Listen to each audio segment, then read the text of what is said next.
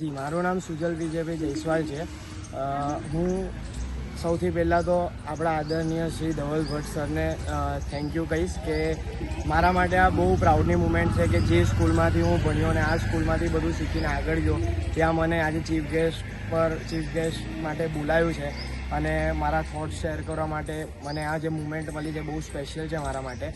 અને મને આજે બી યાદ છે કે હું ફર્સ્ટ સ્ટેન્ડર્ડથી નર્સરીથી અહીંયા ભણ્યો છું અને અહીંયા સ્પોર્ટ્સ ડેમાં હું બી એક ટાઈમ પર રમતો હતો, કમ્પીટ કરતો હતો અને અહીંયાથી હું આગળ રમ્યો હતો. આજે જ્યારે હું અહીંયા સ્કૂલમાં આવ્યો અને બધાને રમતા જોયું તો મને આજે ફીલ થયું કે બધી મુમેન્ટ કેવી હોય છે. મને પોતા પર પ્રાઉડ થયું અને સ્કૂલમાં બી પહેલાં કરતાં બહુ સારી રીતે થાય છે. બધી મેનેજમેન્ટ અને બધા છોકરાઓને બહુ જ મોટિવેટ કરે છે.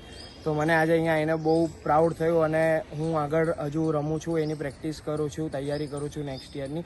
તો મને એના માટે બી મોટિવેશન મળ્યું કે આજે જ્યારે બધાને આવી રીતે રમતા જોયા, નાના નાના છોકરાઓને ને એ લોકોને બી મોટિવેટ કર્યા, તો એનાથી મને બી મોટિવેશન મળ્યું અને હું બી આગળ રમવા માટે હજુ પ્રેક્ટિસ કરીશ. આમાં પેરેન્ટ્સનું બહુ સહયોગ હોય છે. અગર પેરેન્ટ્સનો સપોર્ટ ના હોત તો હું આજે અહીંયા ના પહોંચ્યો હોત.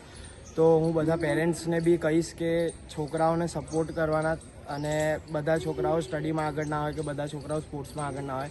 એ લોકોને જેમાં વધારે મન લાગે ને જેનામાં એ લોકોનું પોટેન્શિયલ હોય એમાં એ લોકોને સપોર્ટ કરીએ તો બહુ આગળ વધે ને એવા છોકરાઓ ઓલિમ્પિક્સમાં બી મેડલ લાવી શકે છે.